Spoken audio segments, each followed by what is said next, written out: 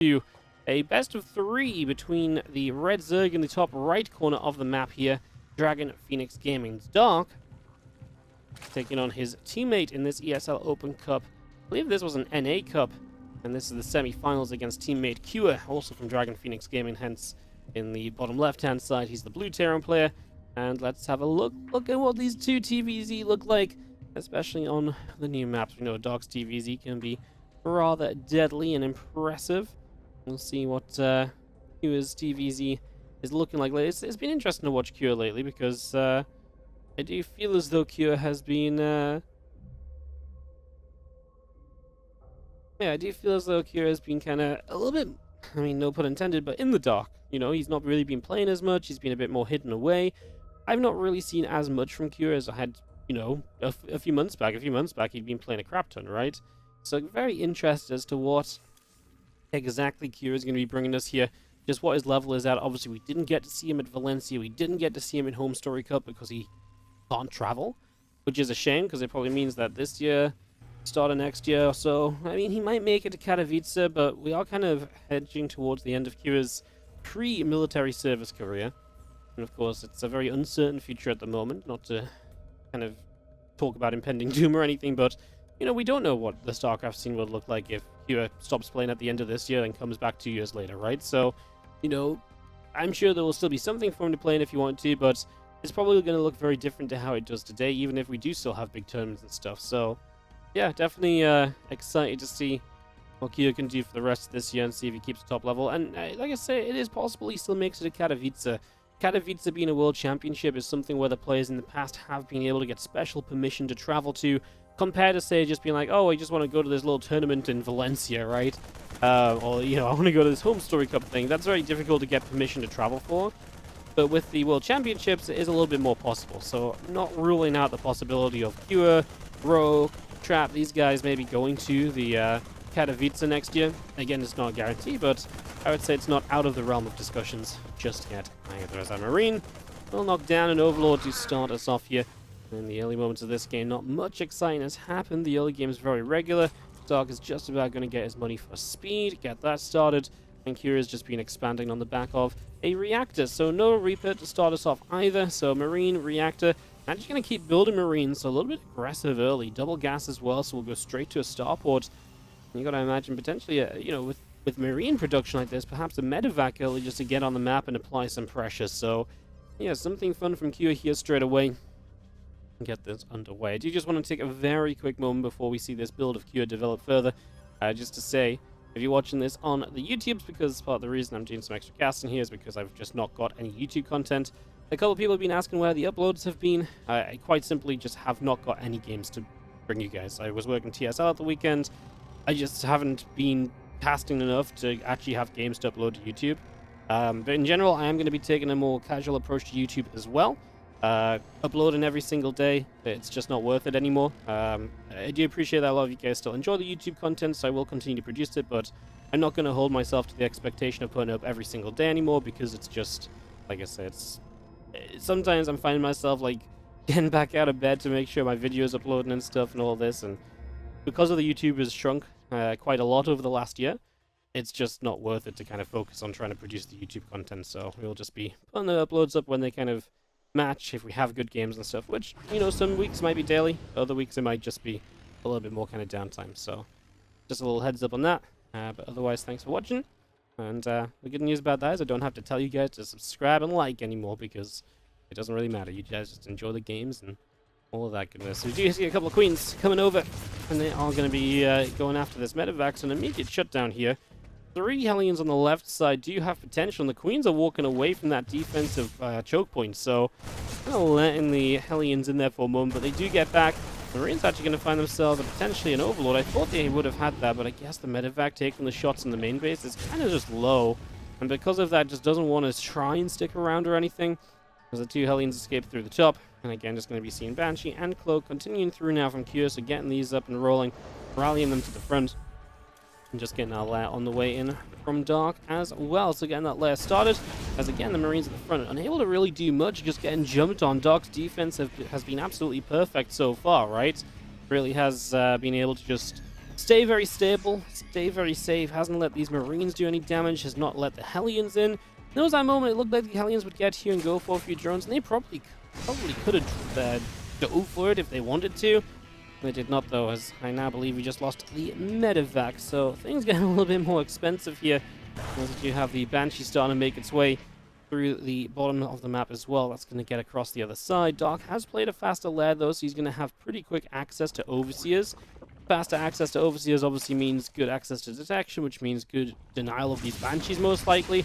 This shouldn't be too much of a problem, as we are just going to be seeing our Banshee continuing to chip away at these first couple of Queens, and really just trying to get another drone or two here towards the end.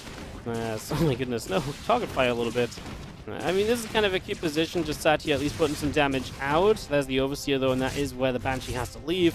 Before then, it was just the Spore Crawlers. That's the benefit of having the lair up. It pretty much saves that Extractor. And, yeah, we get 1 kill overall. Not exactly ideal. We're even just going to use a scan here to deny some creep, and maybe on the top side as well. Push the creep back. This is a large map. If you let the creep get out of control, it does become very difficult to then fight as a Terran player. The Zerg can really start to dominate the map. We do get a cancel on the 4th base, though. That's really nice. Do we lose a Banshee? That other Banshee didn't hit the drone. Man, it feels like QR's Banshees have just not quite been able to get done what they want to in this game. Like, yeah, you cancel the 4th base, but just missing out on that, like, extra drone kill. It's the little things that aren't adding up. And, yeah, the 4th cancel is neat, but not getting a single drone beyond that, or only getting 1 drone beyond that.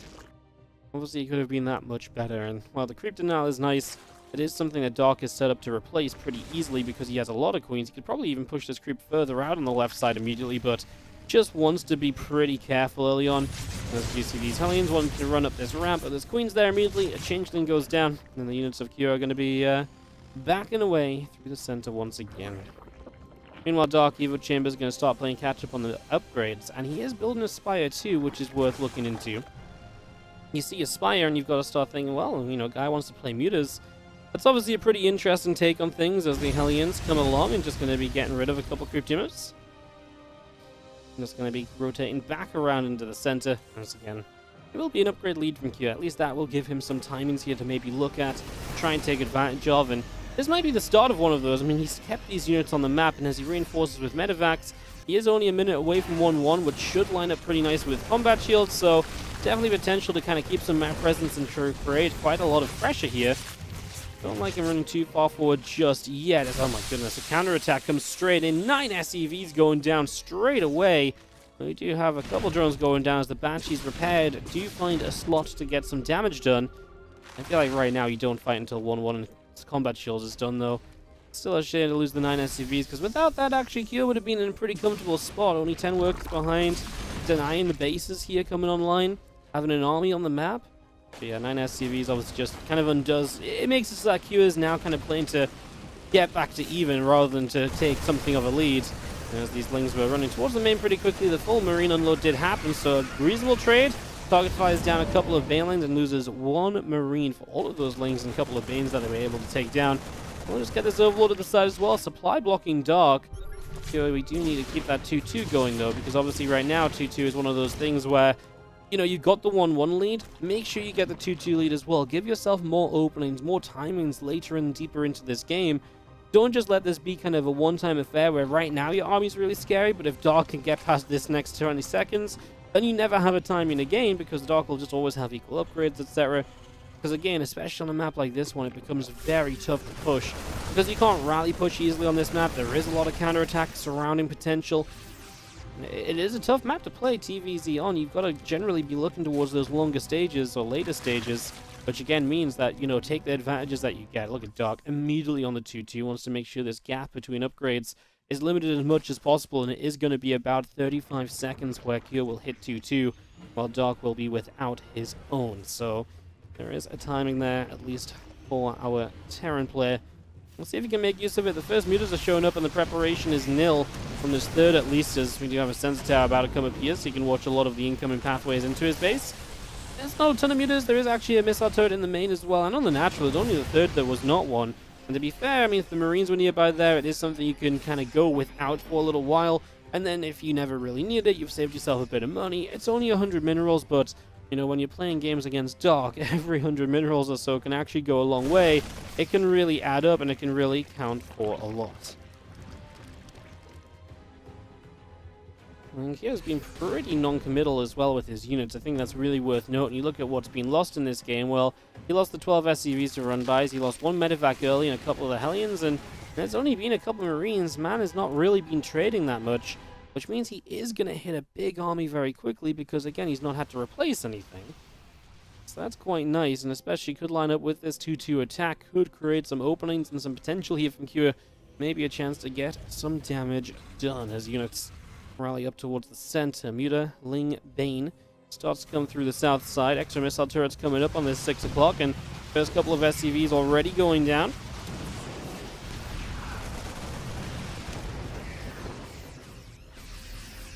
Yeah, losing a few SCVs. These meters, for such few numbers, are actually being very effective.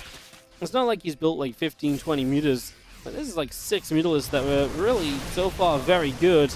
Unfortunately, left them AFK there above the ground, so 3 of them go down. Their number half should really mean the end of their effectiveness, at least. It's not something Cure can be less caring about, man. Dog just mass expanding top left side. He is going to take the bottom right as well. It's very much so a case of, hey, you attack me top left, I keep the bottom right, you attack me bottom right, I gotta keep the top left, right? So the Banshees at least will try and cancel one of these bases, which I do like. You know, these Banshees have been pretty good at getting base cancels, and that's at least the 3rd one we've seen. This base gets killed as well. Big counterattack of Ling Bane is going to come in from multiple sides. Widowmines here are going to help a reasonable amount against this initial push-in. It's a decent Banelin is going to bring a lot of SCVs low. These Deepers are just going to fall as well. And Kira did not decide to go home for this. He's still pushing up this ramp. All of these Banes morphing now, finishing. Kira is not splitting. He has to just lift up and try and evacuate this trade as well as he can do. The 3rd base of Kira has been evacuated. Only 10 SCVs died though. So actually somewhat manageable. I think the biggest issue right now is that Dark just has a ton of money. But Dark is kind of making a lot of units just kind of streaming in a few at a time. So that is maybe where Kira can find good enough trades. But this is actually okay for him. Dark, again, a lot of cash, but no lava. So Kira actually is looking okay in that regard. Losing medevacs, though, kind of for free. This is obviously very avoidable. These medevacs did not just need to be sat there. They could have very easily been with everything else. And again, you're just losing supply for no real reason. Dark now looking to stabilize, even adding on a few additional mutas. Just doesn't want those medevacs lurking around on their own accord. Wants to make sure you can clean those up a little bit more easily. So giving himself some options here as he's also hoping to tech through into the Lurker Den. He has been progressing through the kind of other tech trees. He was kind of going through the Hydras just not that long ago. Obviously, that leads to the Lurkers now. It just gives them those options. And so, Dog's game plan is improving. I would say that Kyo's game plan is very much so kind of stuck on the same composition. A little Widowmine drop here. Does okay. Hits a few units. If nothing else, it will be fully cleaned up, which is kind of the expectation when middle is on the map. And that's one of the benefits of adding on a few extra mutas here again, because, you know, medevacs like this, you just don't want them sitting somewhere like here and having a choice to dive bomb a natural or 3rd base and just hit workers when you're distracted by another attack, right? That's one of the things you want to be doing at this top tier level of gameplay. You never want to be the one that's able to be distracted for another move to happen.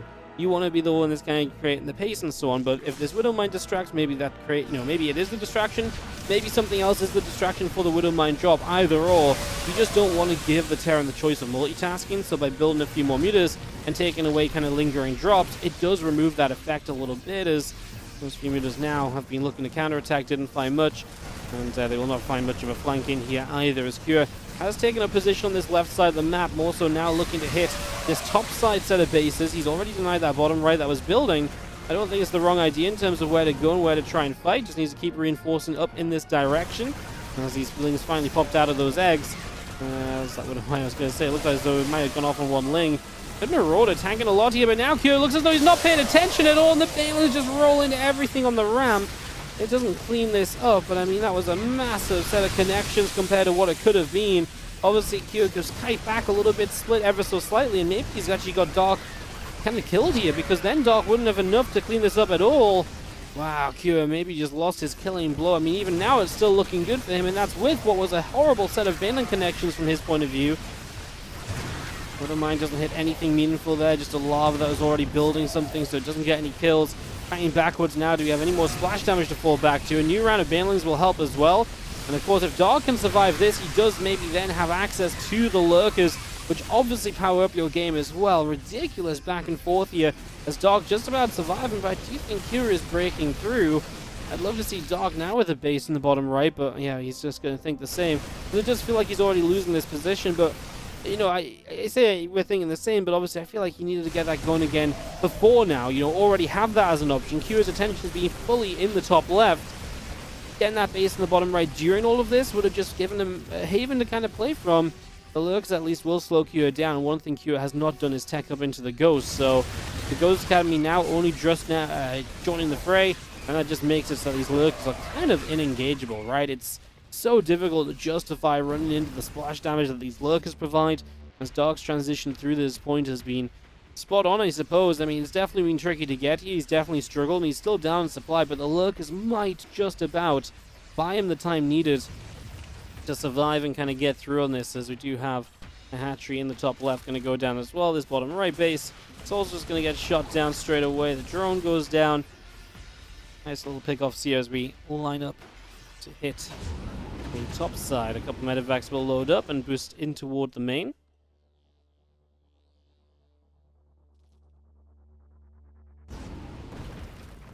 Meanwhile, this little drop just going to take this position. This is a position that's heavily fought over in TVZ. This base becomes quite an important one with that rich Vespian gas as well. Once you can mine that gas out very quickly, which can be a massive boon when you're playing the late game scenarios.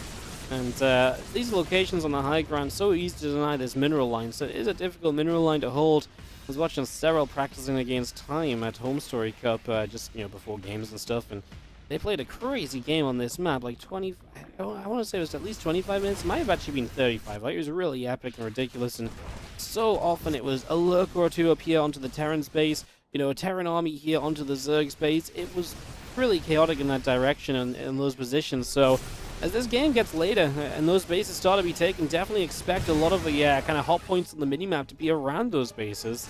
We're already kind of seeing it here on the Zerg's defensive side of things.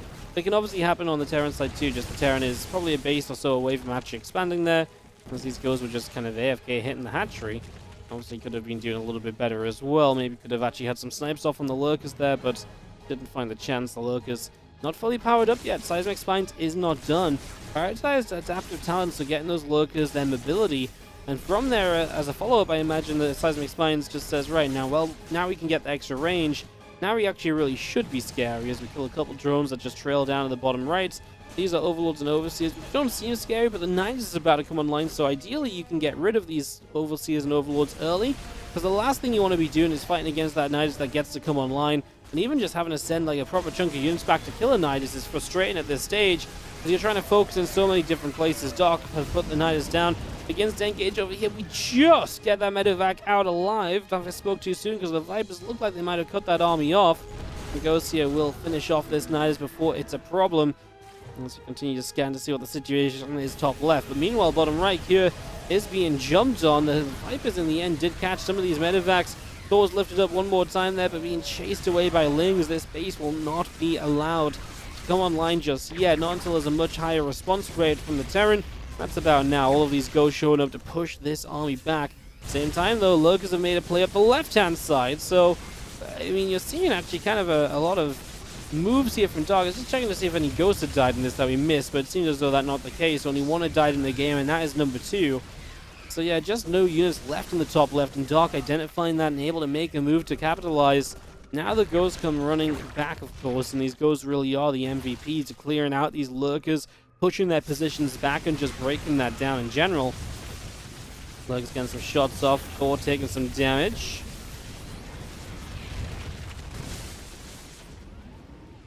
It's going to be seeing a Thor dropping down again, just going to be seeing the rest of these lurkers unburrowing and pressing a bit further forward, looking to surround this Thor. It feels like obviously the ghosts are just being pulled a little all over the place. These Banes are going to connect on this mineral line, 13 SCVs and the planetary dies.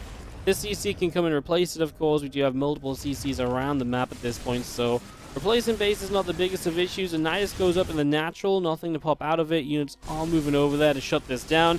The problem is these external bases, the kind of the real extremity bases right now for Kiro just going down. And he can't really afford to lose mining to this extent. He only has 42 SCVs. At this stage of the game, 3rd and the 4th bases are not exactly healthy, neither will the main or natural be. So you're not working with a lot of money. You kind of need these bases, at least one of them, to stay online. Otherwise, you really do run into just a little bit too much inefficiency. And that is very rough to work your way out of, as we do try and line up some additional snipes here, just taking down what we can. The ghost efficiency really is the one thing doing wonders for Cure so far. It is 29 to 43k in terms of resources lost. Look at that income graph, though, and you can see that Dark has been mining so much more throughout the game, and especially now, is hitting a whole new point of kind of income advantage. So while he isn't maxed out, Cure is keeping this close.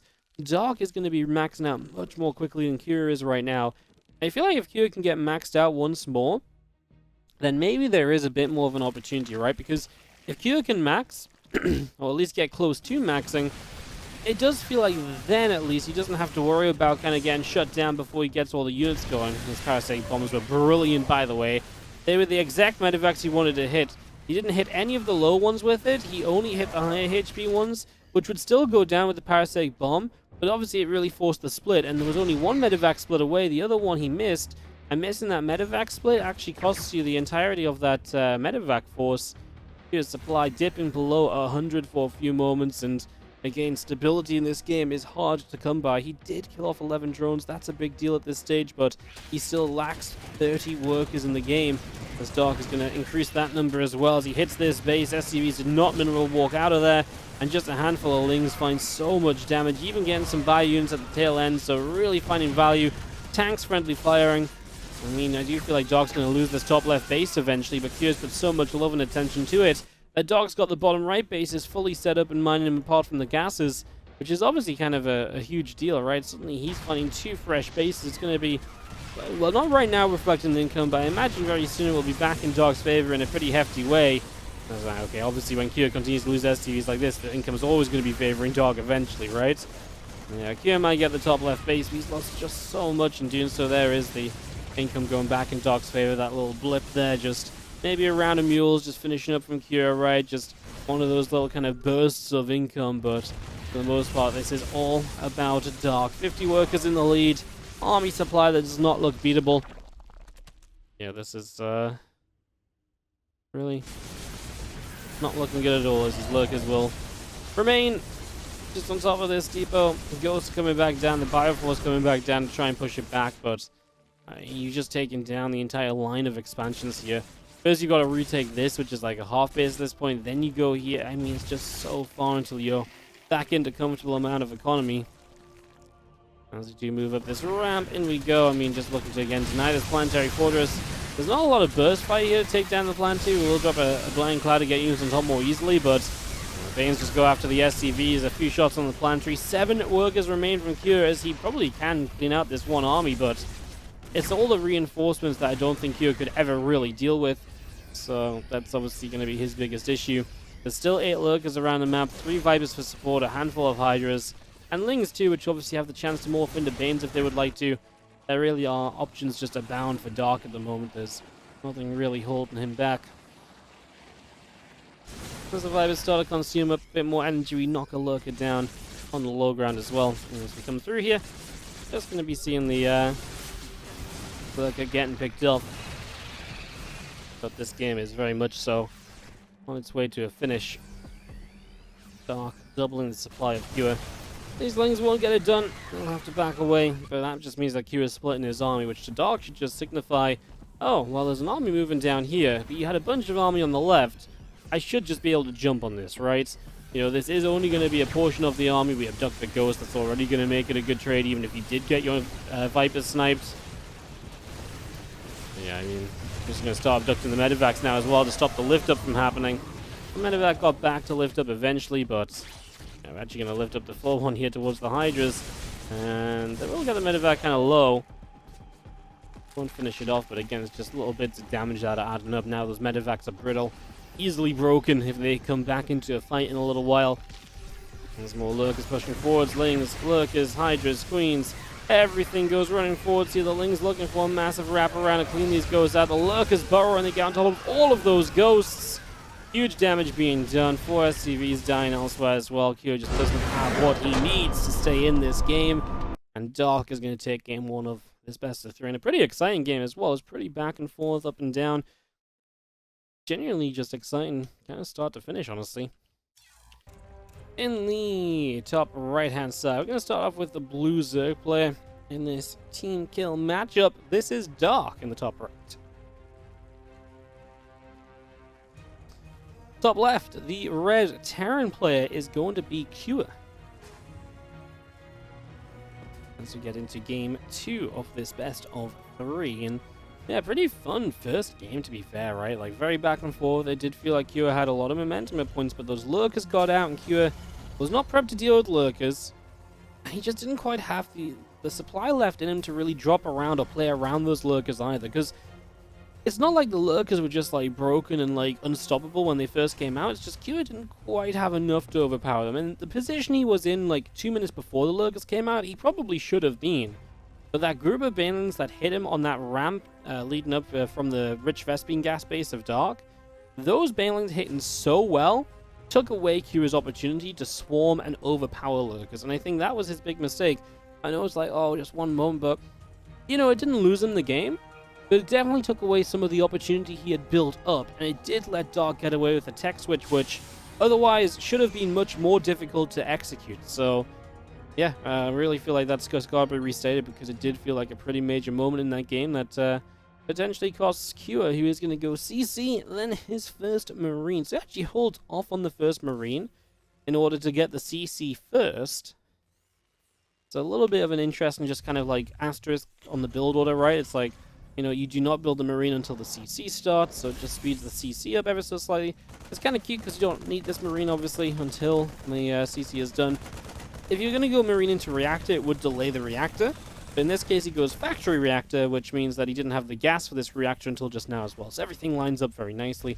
And it's just one of those things. It's very satisfying, right? It's like, you know, that barrack sits there inactive for a few moments, but it completely makes sense. It completely works out.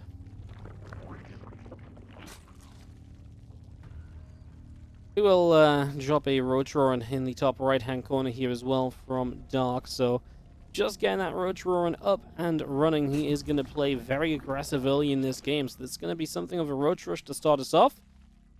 And we'll see if Dark can just power his way through for a quick Game 2 victory. Obviously, that way that Game 1 went, slowing the series down ever so slightly. Oh, sorry, speeding the series up ever so slightly might not be a bad thing, but yeah, it definitely brings a very different pace to it. Plus, you're up a game, right?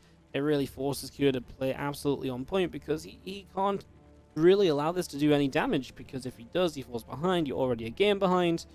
You gotta be real careful about how you're playing things right now as this Overlord begins to go moving on forward. I'm just gonna see a few Roaches making their way out as well. Here comes the Hellion of Cure through the top side,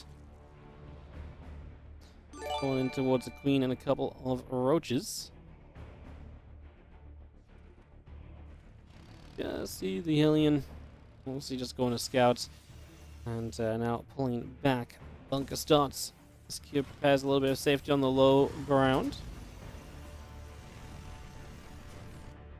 And these Roaches get ready to come on forward, so here you go. Cure prepping his defense. Honestly, with the Marine production being reacted, I would say generally this is already going to put you in a good enough position to defend Roaches like this. The build order is quite naturally very defensive against Roaches, because you're just playing so many Marines. Obviously, when you're playing kind of like a reacted Hellion build, you're building Hellions that are just not good against Roaches, so this was a little sloppy from Cure. The Marines maybe a bit too far forward to let the bunker take more damage initially. You love the target fire on the Overlord, though. Get what's in range, but probably not even target fire. Overlord was just in range, right, while nothing else was nearby.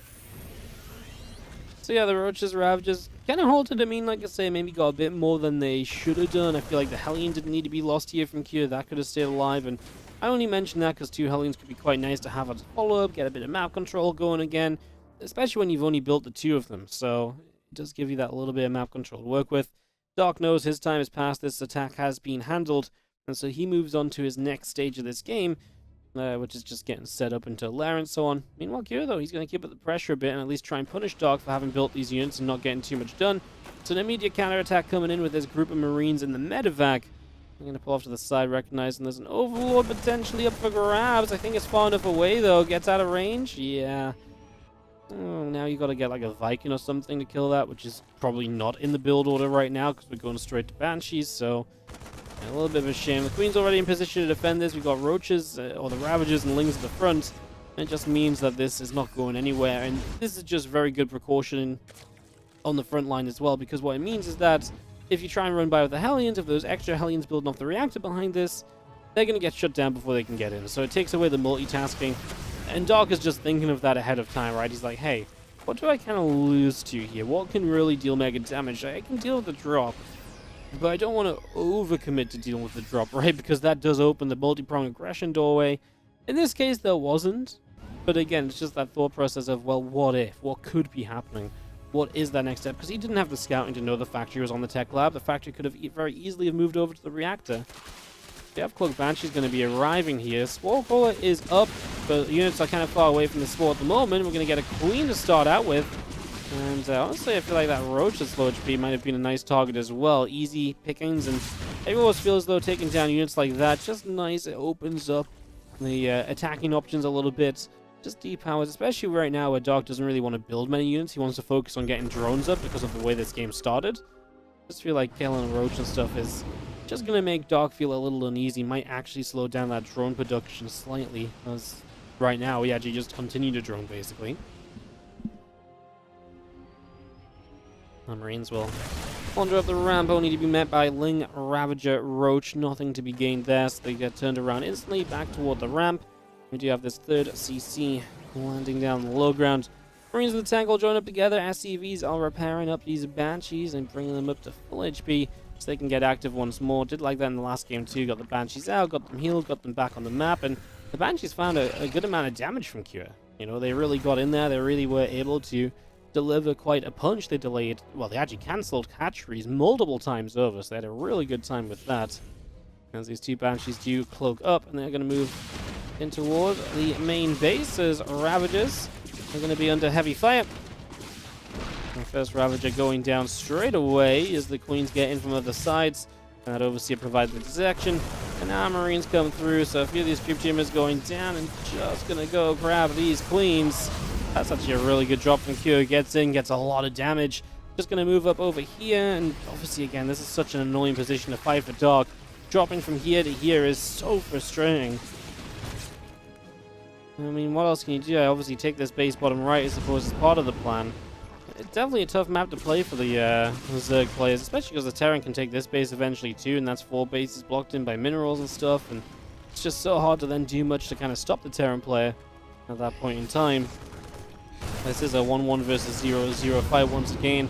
Kira is taking the upgrade lead, very similar to the last game if you were watching that one, where I mean, this one's a bit of a more serious kind of timing and upgrade differences, but just the way that this game opened, you know, Doc really prioritized Lair before Evo Chambers and stuff, and that accompanied with the Roach opening means that this is just a little bit worse off than last time around, which was just kind of into Lair and, you know, then Evo Chambers. This time it's Roaches into Lair into Evo Chambers, and again, that's why he's just further behind on the upgrades. It's about a 30-second, 40-second difference. That wasn't there last time around. It was about 35 seconds last time. Now it's over a minute, easily. One of our Banshees goes down. They have been, again, kind of nice flying around. Maybe not quite as annoying this game as they were in the last. Anti-Marine tanks setting up on the far left side. A couple of tanks starting to spread out defensively as well as Lingbane comes back around. A couple of Banes are going to start morphing in straight away here as well. And just going to start the Nidus. Doc knows that, you know, getting chaotic, getting kind of crazy in these games and these situations can go a long way in your favor. So it's going to start up toward that a little as these feelings come through. These Marines getting hit by a Banelane, but does evacuate the majority of them. Let's just pull up to the top side, and the rest of the Lingbane going to come in for the wraparound. The Marines have to lift up once again. And now coming in from the bottom side, we're going to find even more creep spread to be killed. I mean, again, these Marines really having a very good time of it. Just clearing out a ton of creep and really opening up pathways. Dog is very limited, you know. The creep spread's really kept back quite heavily, so that's really good. But Kira, kind of a rookie mistake. No vision at all in this in-base natural. I mean, that's just like not having, you know, he's got vision all around his main, but this is essentially part of your main base, and he's just not responding to this like he should be. He should have had some sort of vision there, but obviously now he can't do anything about it. The Nidus pops, and he is obviously realizing that it must be in the in-base. Doesn't make sense to be anywhere else.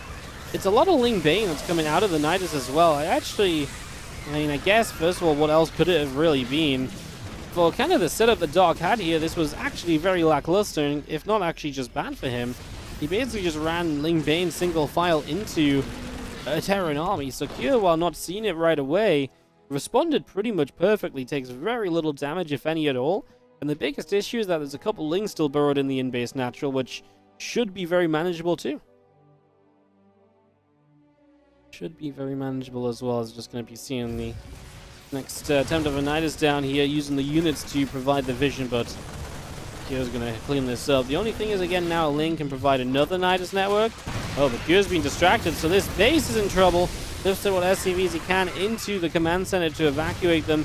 And just going to see the rest of the Bioforce coming through here. That one Baneling, not going to be an issue in the end. And we kill the Ravagers too.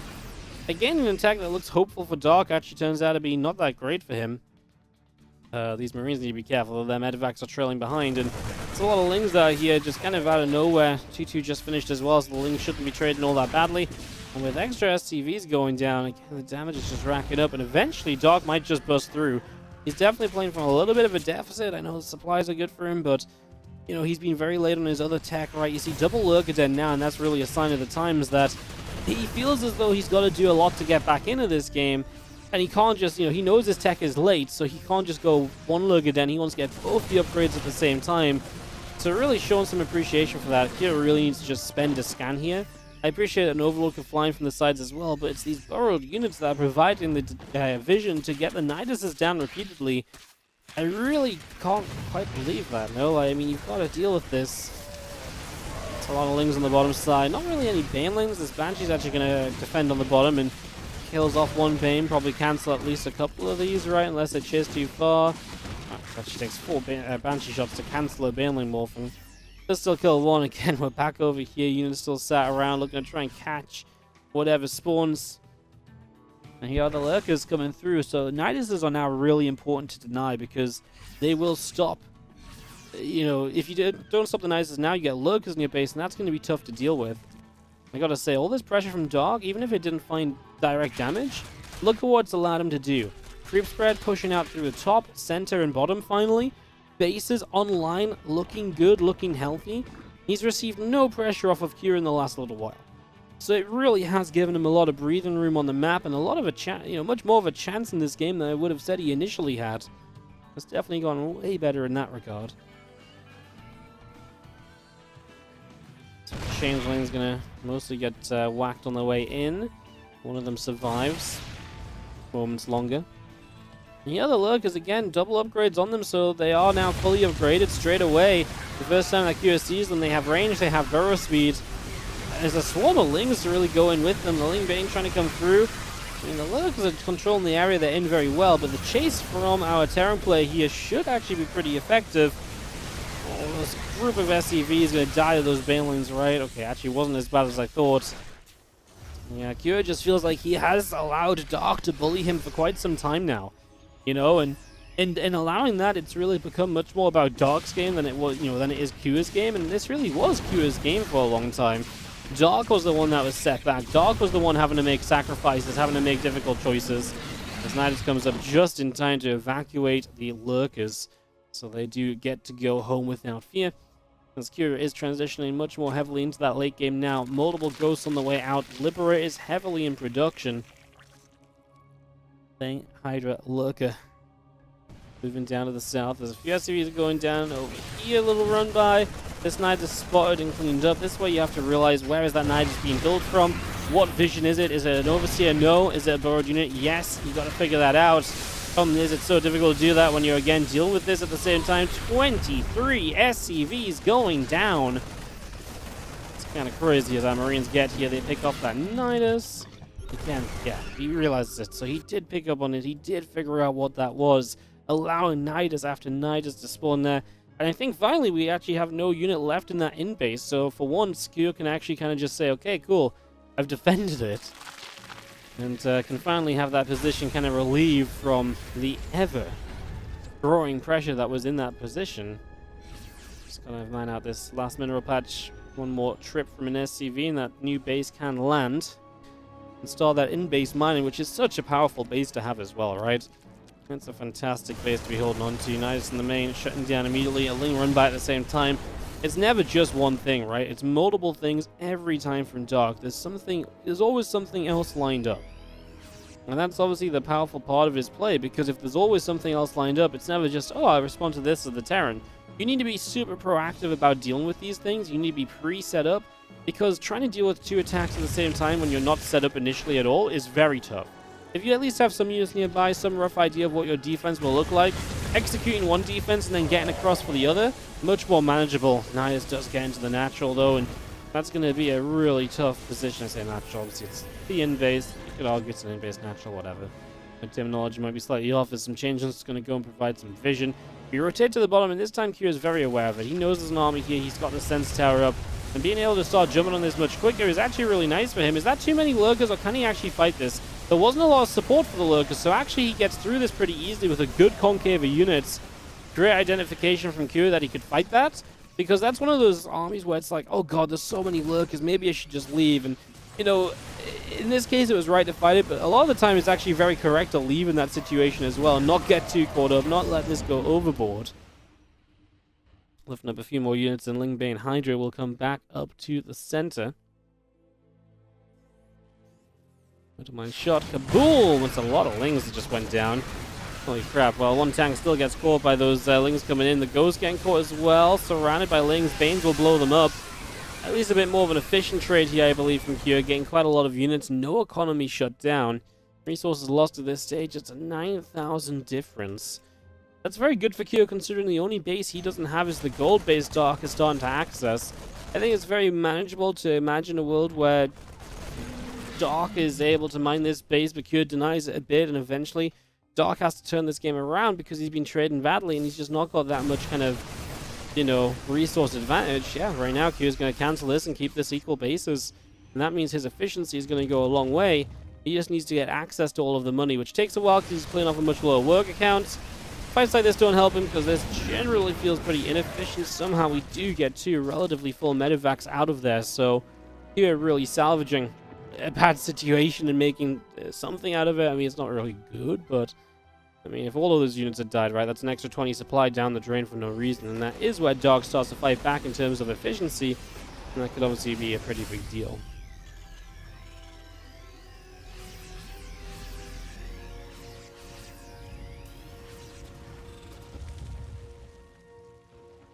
An in-base Nidus, so Dark actually just, I assume, wanted to relocate units around the map more easily with this Nidus. Potentially could, I don't know where his other Nidus locations are.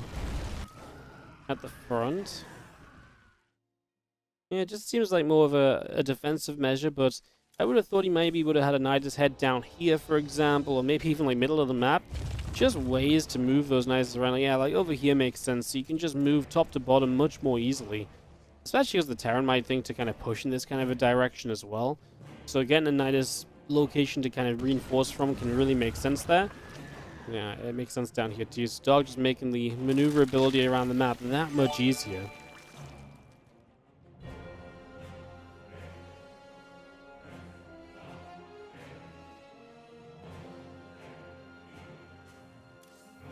And Philippi Igniter is on its way. Man, this army of Q is kind of terrifying too, though. You know, having to fight through like masses of liberators, tanks, ghosts. It's not an army you really want to be attacking into as Dark, which probably makes sense as to why he's playing a pretty slow game right now. He's given up some of these attacks in because I think he realized that's going to be too inefficient for him to really keep up the entirety of the game. So kind of cutting that early, and instead, I mean, he did set up a Great Aspire, has yet to really make use of that. He would have to trade out some units to make use of the Great Aspire. So, again, not making that play for the moment.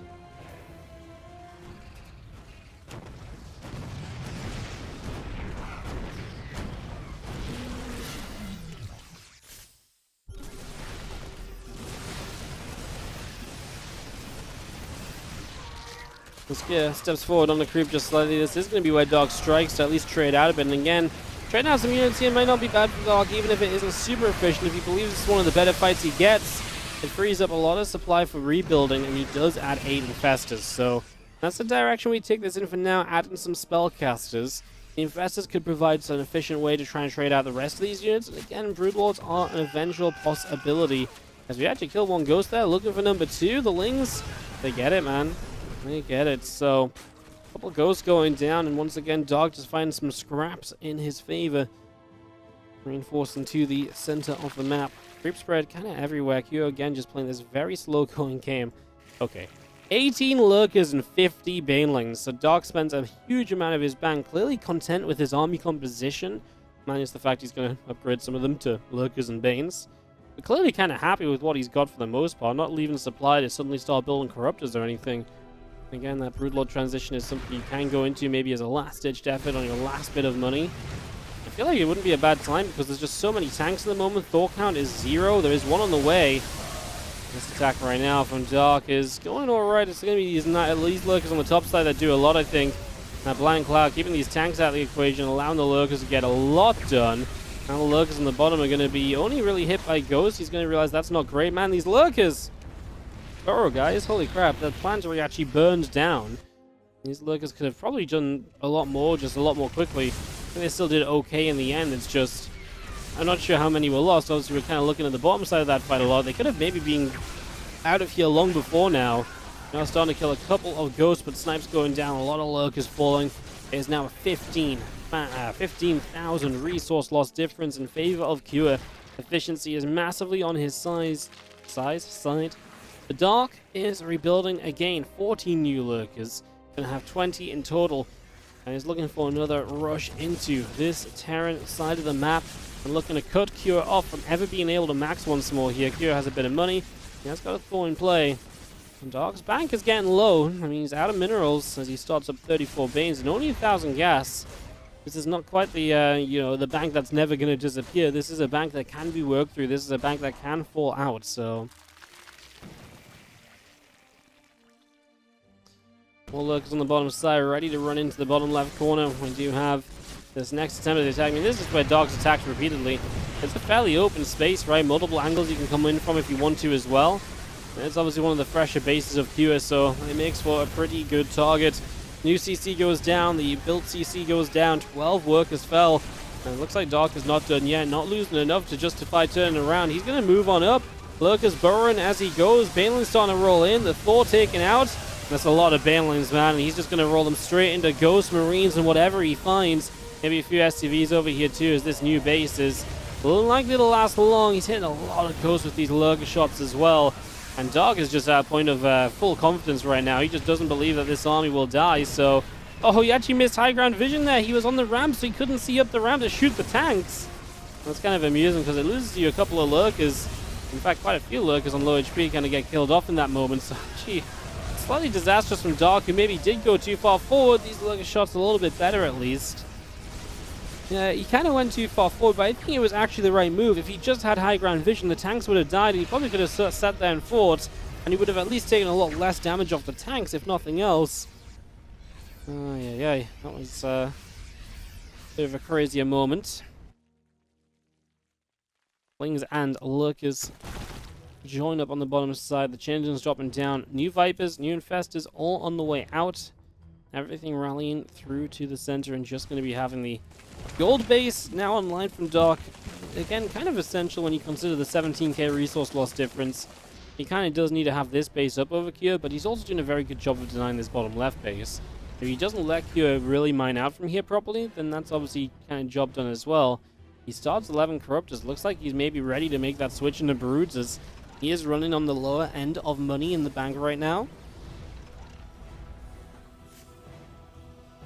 Very exciting here. So we've seen a bit of buy running forwards. Actually does catch a couple lurkers. Ling's going to come in from all sorts of positions, as we do see tanks being caught. A lot of tanks being caught, actually. And even just a couple, it just depowers this defense. Secure means future attacks can be so much better.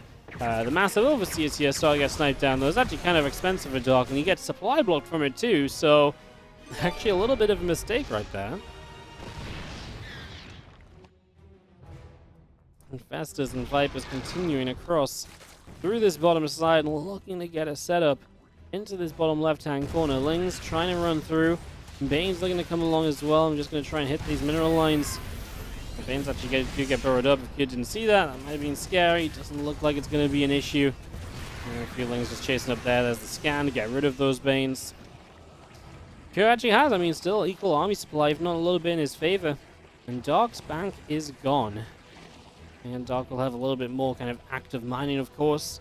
But if Q can strike now, maybe there's some potential. I mean, yes, the Broodlords are kind of scary to attack into, but oh god, these ghosts don't have a good time. Viper's abducting, and it feels like a lot of the ghosts took quite a bit of damage there. And if Kira can just find a fight, but obviously moments like that don't really fill you with confidence to kind of believe in that. Now a lot of your ghosts are low HP, easily taken down if an engagement breaks out. And I do feel like as well, the 6 tanks that the Broodlords are going to really kind of punish. As these Broodlings start dropping down, yeah, these tanks just aren't going to do much at all. I know the Snipes can get rid of the Bruz. He doesn't actually get rid of any that. He does have a good amount of Infestor support. It's only 5 ghosts as well. I think there's just not a proper answer to the Broodlords. There's not really a Thor count. There's not really enough ghosts. And the tanks just, again, aren't really very good in this situation either. And Dark's actually moving them really well, pulling them away from some of these Thor shots. One more ghost going down. We re-engage in. Another fungal growth going to land.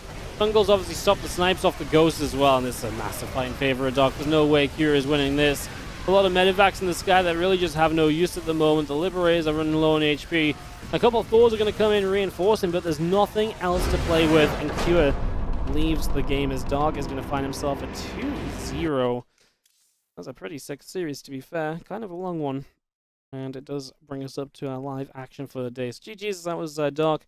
He advanced through to the finals of this Open Cup last week, and obviously we'll maybe get to cast our finals at some point, but time to turn our attention to live matches for now. GG's to this TVZ.